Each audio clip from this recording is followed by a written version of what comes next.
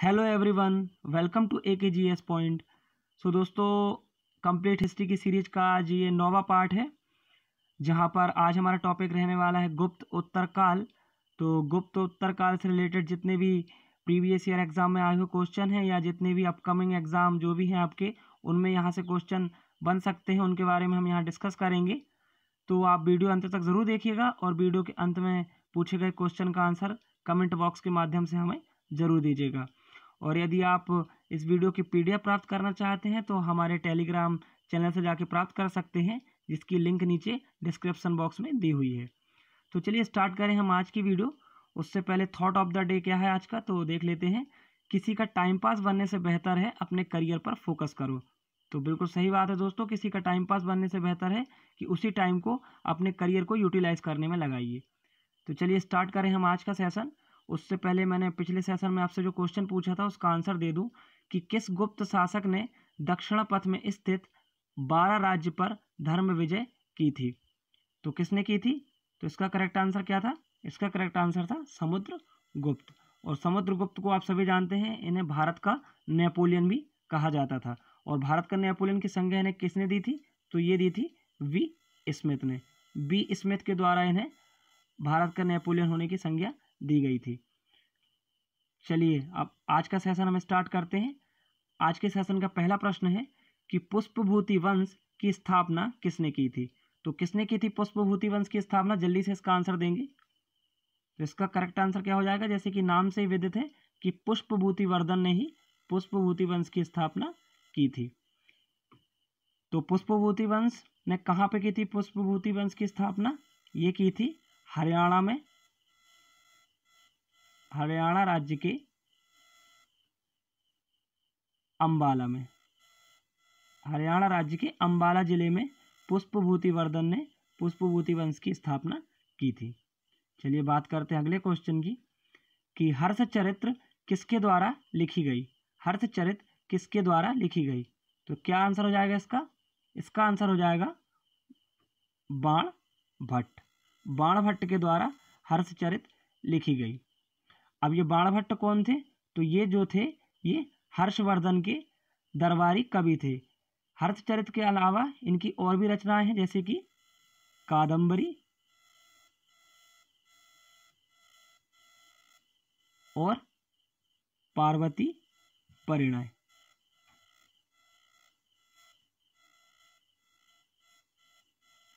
तो ये दोनों भी आप याद रखें। चलिए बात करते हैं अगले क्वेश्चन की। तो अगला क्वेश्चन है हीनसांग किसके शासनकाल में भारत आया। तो हीनसांग किसके शासनकाल में भारत आया था? तो इसका करेक्ट आंसर क्या हो जाएगा? हर्षवर्धन। आइए हीनसांग के बारे में डिटेल जान लेते हैं। तो हीनसांग एक चीनी यात्री था जो 629 से 647 ईस्वी में हर्षवर्धन के दरबार में भारत में रहा था। हर्षवर्धन द्वारा आयोजित जो कन्नौज सभा थी, ये हीनसांग के सम्मान में 643 ईस्वी में आयोजित की गई थी, जिसमें विभिन्न धर्मों एवं संप्रदायों के आचार्यों को बुलाया गया था। इस सभा की अध्यक्षता स्वयं हीनसांग ने ही की थी।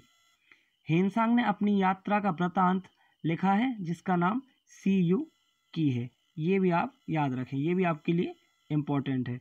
और यहाँ से एग्जाम में ये क्वेश्चन भी बनता है कि जो कन्नौज में हर्षवर्धन ने सभा आयोजित की थी, उसकी अध्यक्षता किसने की थी? तो ये किसने की थी? स्वयं हीनसांग ने ही की थी। और ये सभा किसके सम्मान में आयोजित की गई थी? तो ये हीनसांग के सम्मान में आयोजित की गई थी। किसके द्वारा? हर्षवर्धन के द्वारा। तो ये सारे फैक्ट आप यहाँ से याद रखें। चलिए बात करते हैं नेक्स्ट क्वेश्चन की कि हर्ष की प्राचीन राजधानी क्या थी। तो क्या थी हर्ष की प्राचीन राजधानी? तो इसका करेक्ट आंसर क्या हो जाएगा? इसका करेक्ट आंसर हो जाएगा थानेश्वर। हर्ष की प्राचीन राजधानी कौन सी थी? थानेश्वर। अब ये थानेश्वर कहाँ है? तो जैसे कि पिछले क्वेश्चन में मैंने बताया था, ये थानेश्वर हरियाणा राज्य में है। कौन से जिले में? तो अंबाला जिले में है। ये भी आप याद रखें। चलिए बात करते हैं अगले क्वेश्चन की कि मगधराज की उपाधि किसने धारण की थी। मगधराज की उपाधि किसने धारण की थी? इसका आंसर हो जाएगा हर्षवर्धन। हर्षवर्धन ने मगधराज की उपाधि धारण की थी। चलिए बात करते हैं अगले क्वेश्चन की। तो अगला क्वेश्चन है कि नर्मदा नदी पर सम्राट हर्ष के दक्षिणवर्ती आगमन को किसने रोका? दक्षिणवर्ती अग्रगमन को किसने रोक दिया था? किस शासक ने रोका था? तो इसका करेक्ट आंसर हो जाएगा पुलकेशिन द्वितीय। पुलकेशिन द्वितीय ने जो हर्षवर्धन है उसके दक्षिणावर्त आगमन को रोक दिया था और हर्षवर्धन को पुलकेशिन द्वितीय ने परास्त भी किया था। अब ये पुलकेशिन द्वितीय कौन था? तो ये एक चालुक्य शासक था। कौन था पुलकेशिन द्वितीय? तो ये एक चालुक्य शासक था। अब आप यहाँ पर पुलकेशिन प्रथम और पुलकेशिन द्वितीय में कंफ्यूज ना हो, इसका आंसर है पुलकेशिन द्वितीय। चलिए बात करते हैं अगले क्वेश्चन की। तो अगला क्वेश्चन है कि कुंभ मेले को प्रारंभ करने का श्रेय किसे दिया जाता है? किसे दिया जाता है कुंभ मेले को प्रारंभ करने का श्रेय? तो इसका करेक्ट आंसर क्या हो जाएगा? इसका करेक्ट आंसर भी हो जाएगा हर्षवर्धन। अब ज़्यादातर यहाँ पर क्वेश्चन का आंसर हर्षवर्धन ही है, क्योंकि जो पुष्पमूर्ति वंश था उसका सबसे प्रतापी राजा हर्षवर्धन ही था। चलिए बात करते हैं अगले क्वेश्चन की। तो अगला क्वेश्चन है नागानंद, रत्नावली, प्रियदर्शिका जैसे नाटकों के नाटककार कौन थे? तो कौन थे? इसका करेक्ट आंसर क्या हो जाएगा? तो इसका करेक्ट आंसर भी हो जाएगा हर्षवर्धन।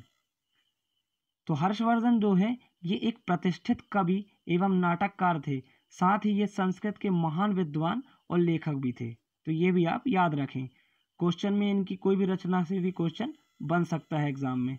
जैसे कि आपसे पूछ सकता है कि नागानंद किसने लिखी है, या रत्नावली या प्रियदर्शिका किसने लिखी है? तो इसका करेक्ट आंसर क्या हो जाएगा? हर्षवर्धन। चलिए बात करते हैं अगले क्वेश्चन की कि ह्वेनसांग की भारत में यात्रा के समय सूती कपड़ों के उत्पादन के लिए सबसे प्रसिद्ध नगर कौन सा था? तो कौन सा था प्रसिद्ध नगर सूती कपड़ों के लिए? तो इसका करेक्ट आंसर हो जाएगा मथुरा। अब यहाँ बात आई है मथुरा। मथुरा कहाँ पे है? तो ये है उत्तर प्रदेश में। अब उत्तर प्रदेश के बारे में जान लेते हैं। उत्तर प्रदेश की कैपिटल क्या है? तो उत्तर प्रदेश की कैपिटल है लखनऊ। वर्तमान में वहाँ के मुख्यमंत्री कौन है? तो मुख्यमंत्री हैं वर्तमान में योगी आदित्यनाथ जी। और वहाँ की राज्यपाल कौन है?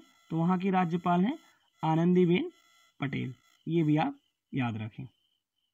चलिए बात करते हैं अगले क्वेश्चन की कि किस चीनी यात्री को वर्तमान शाक्य मुनि एवं यात्रियों में राजकुमार कहा जाता है? तो किसे कहा जाता है? ह्वेनसांग को। ह्वेनसांग के बारे में हम अभी पीछे डिटेल में डिस्कस कर चुके हैं। तो ह्वेनसांग को ही यात्रियों में राजकुमार कहा जाता है। तो आपसे आज का प्रश्न है कि ह्वेनसांग भारत में लगभग कितने वर्ष रहा था? आपको बताना है कि ह्वेनसांग भारत में कितने वर्ष रहा था। इसका आंसर आपको कमेंट बॉक्स के माध्यम से हमें देना है। तो दोस्तों आज की वीडियो बस इतना ही। यदि आपको वीडियो अच्छी लगी है तो वीडियो को लाइक कर दें, वीडियो को शेयर कर दें अपने जितने भी फ्रेंड और स्टडी रिलेटेड ग्रुप हैं। और यदि आपने अभी तक हमारे चैनल को सब्सक्राइब नहीं किया है तो चैनल को सब्सक्राइब कर लें। मिलते हैं आपसे अगली वीडियो में। और आपसे ये भी बता दूं कि बहुत जल्द हम ज्योग्राफी भूगोल से भी रिलेटेड सेशन इसी तरीके की सीरीज स्टार्ट कर रहे हैं, तो आप हमारे साथ बने रहिए। तब तक के लिए स्वस्थ रहें, व्यस्त रहें, मस्त रहें। Stay at home and keep learning. जय हिंद।